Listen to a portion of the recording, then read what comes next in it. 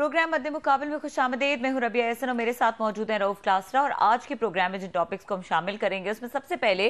जजेस खत के मामले पर सुप्रीम कोर्ट में अहम समाअत। धरना केस में जनरल फैज हमीद पीछे थे। हम किसी सियासी ताकत या हसास इदारे के हाथों इस्तेमाल नहीं होंगे। मैं इस अदालत की तारीख का नहीं, अपने दौर का जिम्मेदार हूं। जब तक पार्लियामेंट मजबूत नहीं होगी, मुदाखलत नहीं रुक सकती। चीफ जस्टिस सुप्रीम कोर्ट काजी फाइज ईसा के दौरान समाअत अहम रिमार्क्स। एक जज की जाती मालूमात सोशल मीडिया पर अफशा की गई, उसके ग्रीन कार्ड का इशू उठाया गया। इंटेलिजेंस इदारे अगर कुछ करते हैं तो इसके जिम्मेदार वजीर आजम है, जस्टिस अतर मिनल्ला ने वाजे कर दिया। आज की समाअत का खुसूसी अहवाल जो है आपके साथ शेयर करेंगे और इस पर तज्जिया भी लेंगे। इसके अलावा बात करेंगे गंदम इंपोर्ट स्कैंडल, किसानों को तबाह करने का मंसूबा कब और कैसे बना, दस्तावेजी सबूत मिल गए। 85 अरब रुपए गंदम स्कैंडल का जिम्मेदार कौन निकला, सरकारी दस्तावेजात ने वफाकी वज़रा, ताकतवर ब्यूरोक्रेसी और बड़े बड़े बिजनेसमैन के गठजोड़ का भांडा फोड़ दिया। गंदम की जरूरत नहीं थी तो निजी शोबे को इजाजत कब और किसने दिलवाई, अरबों रुपए की दिहाड़ी किस तरह लगाई गई। दस्तावेजी सबूतों के साथ सब कुछ बेनकाब करेंगे। इसके अलावा बात करेंगे पीटीआई असम्बलियों से मुस्ताफी नहीं होंगे। चेयरमैन बैरिस्टर गोहर ने इस्तीफों से मुतालिक अफवाहों को मुस्तरद कर दिया। बानी पीटीआई की जानिब से शेर अफजल मरवत का नाम चेयरमैन पब्लिक अकाउंट्स कमेटी के लिए फाइनल। क्या हुकूमत भी इस नाम को फाइनल करेगी? एक अहम सवाल है जिसको आज के प्रोग्राम में उठाएंगे और कोशिश करेंगे कि इस मामले के ऊपर रोशनी डाल सकें। हमारे साथ मौजूद हैं साबिक जज, सीनियर कानूनदान शाखावर साहब। उनको वेलकम करेंगे। अस्सलाम वालेकुम शाखावर साहब। वालेकुम अस्सलाम। शाखावर साहब, आज अहम समाअत हुई ये जजेस खत के मामले पे और काफी लंबी समाअत थी। काफी धुआंधार किस्म के जो हैं वो रिमार्क्स इसमें देखने में आए, चीफ जस्टिस के, जस्टिस अतर मिनल्ला के, दीगर जजेस के। इन रिमार्क्स को कैसे देख रहे हैं और क्या लग रहा है अदालत इस मामले को कैसे देख रही है? देखिए रबिया, एक बात तो है कि ये चूंकि अब मामला सुप्रीम कोर्ट में टेकअप हो चुका है और वो भी एक बड़ी ये एक अनप्रेसिडेंटेड सी बात थी कि इस्लामाबाद हाई कोर्ट के 6 जजेस ने एक लेटर लिखा और उसकी तशहीर भी हुई और उसके ऊपर पहले जो एक मरहला था उसमें फुल कोर्ट मीटिंग हुई और उसके बाद फिर वजीर आजम और चीफ जस्टिस ऑफ पाकिस्तान की मुलाकात हुई। फिर उसमें जो कमीशन इंक्वायरी एक्ट 2017 के तहत जस्टिस तसद्दुक जिलानी को एक सिंगल मेंबर जो है वो भी बनाया, उनको इंक्वायरी कमेटी भी बनाई गई और उसके बाद उन पे एतराज हुआ। और आज मैं समझता हूं कि अच्छी बात है कि सुप्रीम कोर्ट ऑफ पाकिस्तान का जो है 6 रुकनी बेंच इस अहम केस की समाअत कर रहा है और मेरा ख्याल है कि ये हदूद और कयूद जो है वो तय हो जानी चाहिए कि हमारे जो इदारे हैं, जितने भी रियासती इदारे हैं और हमारा जो एक ट्राइकोटमी ऑफ पावर का जो कॉन्सेप्ट है, अदलिया का, मुकन्नना का और इंतजामिया का, इसमें जो हदूद और कयूद मुतय्यन की हैं आईन पाकिस्तान में, वो भी तय होनी चाहिए और उसमें जो एजेंसियों का किरदार है पॉलिटिक्स में, वो भी बिल्कुल मैं समझता हूँ कि हाई टाइम है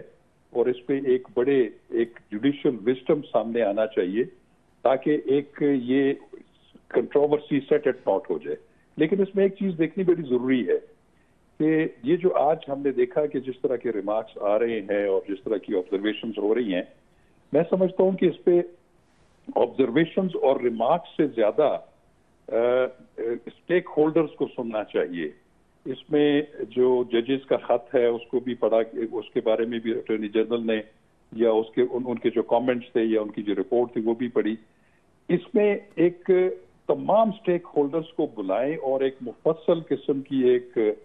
समाअत हो और उसमें ये चीजें तय हो जानी चाहिए। देखिए रबिया साहिबा भी और रऊफ क्लासा साहब, आपके सामने हमारी जुडिशियल तारीख जो है वो उसकी इतनी ताबनाक जो है तारीख नहीं है। हमने देखा कि 88 में जब मोहम्मद खान जुनेजो साहब की असम्बली की बहाली का जो है बिल्कुल सबको पता चल चुका था कि वो जो जनरल जियाउल हक का 58(2)B का जो हुक्म था उसको सेट असाइड किया जा रहा है। और मैं उस वक्त एक यंग वकील था, 88 में मैंने अप्रेंटिसशिप स्टार्ट की थी। मैं बिल्कुल पेशावर रोड के सुप्रीम कोर्ट की बिल्डिंग में मौजूद था कि जब मोहम्मद खान जुनेजो साहब अपने बाकायदा प्रोटोकॉल उनका आ चुका था और यही अंदिया दिया जा रहा था कि अभी वो बहाल हो जाएंगे और वो वज़ीर आज़म के तौर पर वापस जाएंगे, लेकिन बैक डोर से फिर एक डिप्लोमेसी हुई या जो भी हुई, पैगाम दिया गया, उसमें उन्होंने जनरल जियाउल हक के जो फेल को तो गैर आईनी गैर कानूनी करार दिया, लेकिन जुनेजा साहब की असेंबली बहाल नहीं की। तो ये तो वहां से और उससे पीछे भी अगर हम चले जाएं तो वो मुदाखलत जो है वो तो हमें हर जगह नजर आती है। उसके अलावा भी जितने भी हमारे बाद में भी जो कॉन्स्टिट्यूशनल मैटर्स हुए, हमें कभी दबे अल्फाज में हमें इस चीज का इजहार किया, लेकिन ये बात तो बिल्कुल आया थी कि एजेंसीज का किरदार जो है वो हमारी न सिर्फ हुकूमत के इंतजामिया के ऊपर बल्कि अदलिया के ऊपर भी रहा है। तो मैं समझता हूं कि एक अच्छा मौका है, इसका फायदा उठाते हुए बड़ी संजीदगी से, इसमें यह भी नहीं है कि हम कि इदारों के खिलाफ जो है एक माहौल बनाएं, ऐसा भी नहीं है। अच्छा शाह इदारों साहब, की अपनी अहमियत है। आपने सर बड़ा तफसील से इसका बैकग्राउंड और चीज़ें बताई, जैसे अभी आपने वो जुनैद साहब के दौर के बताई, भुट्टो साहब का देखें, उस वक्त भी जजेस जो हैं उन्होंने उसके बाद में माना नसीम हसन शाह साहब ने चीफ जस्टिस साहब जो बाद में बने कि दबाव था वो इरोजन, तो वहाँ से भी एक बंदे को, एक प्राइम मिनिस्टर को, बंदा भी नहीं, एक प्राइम मिनिस्टर को चले फांसी किसी को भी लगे, किसी बंदे इंसान को या प्राइम मिनिस्टर के ज़्यादा एक उनको भी फांसी लगी इसी तरह इंटरवेंशन पे सर। तो आज एक और बड़ी दिलचस्प बात हुई, वहाँ पे दो साबिक चीफ जस्टिस हाई कोर्ट्स के मौजूद थे, मंसूर अली शाह साहब भी और अतर मनीला साहब भी, इस्लामाबाद और लाहौर के। उन्होंने कहा जनाब कि जब तक हम थे तो वहाँ पर कोई इंटरवेंशन, कोई इस तरह की इंटरफेरेंस नहीं हो रही थी। तो जस्टिस अतर मनीला साहब तो रिसेंटली हैं, मेरा ख्याल है 2 साल भी शायद अभी पूरे नहीं हुए होंगे। तो ये 2 साल के अंदर अंदर फिर ये कैसे इतनी इरोजन हुई है, कैसे इंटरफेरेंस, तो इसका किसको आप ब्लेम करेंगे? मतलब है कि वो कहते हैं मैन बिहाइंड द गन भी अब मैटर करता है कि अतर मनीला साहब चीफ जस्टिस बैठे थे तो किसी को जरूरत नहीं हुई, उनके जाने के बाद उन्हें फील हुआ कि yes now we can influence someone else. Doctor साहब, मैं आपको एक बात बताऊं सर, एजेंसीज की अहमियत को आप नजरअंदाज नहीं कर सकते। मैं आपको ये तजुर्बे की बात बता रहा हूं, मैं किसी को कंट्रोवर्ट नहीं करूंगा या किसी को जो है वो नहीं गलत साबित करने की कोशिश नहीं करूंगा, लेकिन एक बात जरूर है कि इंतजामी सतह के ऊपर हमेशा चीफ जस्टिस जो है वो चाहे हाई कोर्ट के हों या सुप्रीम कोर्ट के हों, सिक्योरिटी इश्यूज के ऊपर कुछ रियासती जो अहम मामलात हैं, पॉलिटिकल इंटरवेनेंस की मैं बात नहीं कर रहा, इनका आपस में राब्ता हमेशा रहता है। ये इंटेलिजेंस एजेंसीज जो है ये कोई गैर मुल्की इंटेलिजेंस एजेंसीज नहीं है। देखिए, हमारी जितनी हाई कोर्ट्स हैं, जितनी अहम तनसीबात हैं, प्रेसिडेंट हाउस है, पार्लियामेंट है, आपके वजीर आजम हाउस है, वजीर आला हाउस है, वहां पे पुलिस की स्पेशल ब्रांच पुलिस की इंटेलिजेंस होती है, वो तमाम सिक्योरिटी मामलात को देख रही होती है। अगर आप ये कहें कि उनके आप किरदार को यकसर ही खत्म कर दें, वो नहीं हो सकता। ये जरूर इंश्योर करें कि उनकी जो मुदाखलत है रियासती इदारों की उनके फैसलों की हद तक, वो बिल्कुल भी उसकी कोई गुंजाइश नहीं है। अरे सर, आपने बड़ी एक अहम बात की, गाइडलाइन देनी चाहिए। सर लोगों के जहनों में सवाल एक पैदा हो रहा होगा आपका सुन के, ये जो आपने बड़ी इंपॉर्टेंट बात की है कि वो इस तरह राब्ते करते भी हैं, बहुत सारे सिक्योरिटी के, नेशनल सिक्योरिटी, अदरवाइज बहुत सारे इश्यूज हैं जो वो मुनासिब समझते हैं कि जज साहबान को। इसका एक और तरीका भी है, आप खुद हाई कोर्ट के बड़े ऑनरेबल जज रहे हैं, कि जब आप आते हैं वहाँ पे एक पार्टी बने हुए हैं केस में, आप पार्टी भी बन सकते हैं, एजेंसीज भी बन सकती हैं, अपने अटॉर्नी जनरल के ज़रिए, अपने एडवोकेट जनरल के ज़रिए वो आ सकते हैं कि हम भी अपनी सबमिशन देना चाहते हैं। जैसे सुप्रीम कोर्ट में भी कई दफ़ा हमने देखा हुआ, और ड्यूरिंग द प्रोसीडिंग वो जज साहब को बता भी सकते हैं कि सर हम आपके साथ आपके चेंबर में बात करना चाहते हैं, या मतलब ऑफ कैमरा बात करना चाहते हैं, या यहाँ पे आप ये उसमें जो बैठे हैं, मीडिया बैठा है, दीगर लोग हैं, इनको हटा दें, we want to bring some facts in, आपके सामने लाना चाहते हैं। तो ये चीज़ें प्रैक्टिसेस तो दुनिया भर में मानी जाती होते हैं कि एजेंसीज आएँ, अपना वकील करें, अटॉर्नी करें, वट और वो आगे जजेस को अपना केस पेश करें, रादर दैन जो उन्होंने इल्ज़ामात लगाए हैं 6 जजेस ने, वो तो बड़े सीरियस नेचर के हैं, थ्रेट्स करना, अबडक्ट करना, कैमरे लगाना, उनको मतलब बुली करना, या मतलब दूसरे लफ्जों में दबाव डालना, दैट्स समथिंग डिफरेंट। आप एक और बात कह रहे हैं, ये और बात है सर, दोनों मुख्तलिफ चीजें हैं सर। देखिए, हम इस चीज को तो कभी भी कोई भी जस्टिफाई नहीं कर सकता कि अगर अदलिया को इस तरह जो है प्रेशर के नीचे लाया जाए या उनकी खुद मुख्तारी जो है उस पर असर आए। वो तो आप देखिए, वो तो हम तमाम मुल्क के शहरी, हम वकला और बार एसोसिएशन, बार काउंसिल्स, वो तो बिल्कुल हम अदलिया के साथ खड़े हैं कि उनकी जो खुद मुख्तारी है उस पर कभी भी हम आंच नहीं आने देंगे और आने भी नहीं चाहिए। मैं अभी ये लेकिन समझता ये हूं कि ये एक अच्छा मौका मिल गया है कि एक चीज सामने आ गई है, लोग भी उस पर बातें कर रहे हैं और ये कुछ पैरामीटर्स तय होने चाहिए, लेकिन उसके साथ साथ हमें ये भी देखना पड़ेगा कि क्या हम जब एक जज को कोई प्रेशर आता है तो उसको भी क्या करना चाहिए। मैं ये पूछना चाह रहा था, बड़ा अच्छा आप इस तरफ हैं। जस्टिस मुसर्रत हिलाली साहबा ने कहा है कि जनाब के जो जज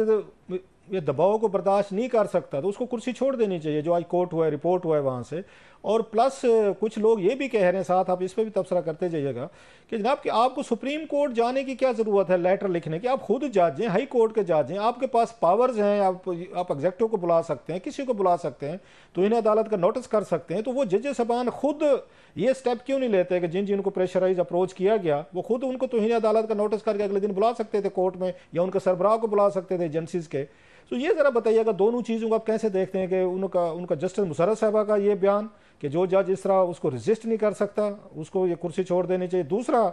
कि आप खुद उस वक्त क्यों आपने एक्ट करके नोटिस जारी क्यों नहीं किए, जो मतलब उन पर तनकीद आती है, बाज़ लोग एक साइड ये भी कहते हैं कि आप अपने लिए खुद क्यों नहीं खड़े हो रहे, खुद उनको अगले दिन बुला लें सर कोर्ट में, आप क्यों सुप्रीम कोर्ट को लिख रहे हैं, वही पावर्स आपके पास भी हैं जो सुप्रीम कोर्ट के पास भी हैं। जोब साहब, बिल्कुल मैं समझता हूँ कि उनका ये जो ख्याल है वो बिल्कुल दुरुस्त है। उसकी एक वजह बताता हूँ। इसमें जो सबसे ज्यादा मैं समझता हूँ कि जो वुल्नरेबल पोजीशन में होती है वो हमारी डिस्ट्रिक्ट जुडिशरी है। अब ये जो 6 हमारे मौजूद जज साहिबान का खत है उसमें एक कंपोनेंट ये भी है कि हमारी जो मातहत अदलिया है डिस्ट्रिक्ट जुडिशरी वो भी इस तरह की सूरत हाल का शिकार है।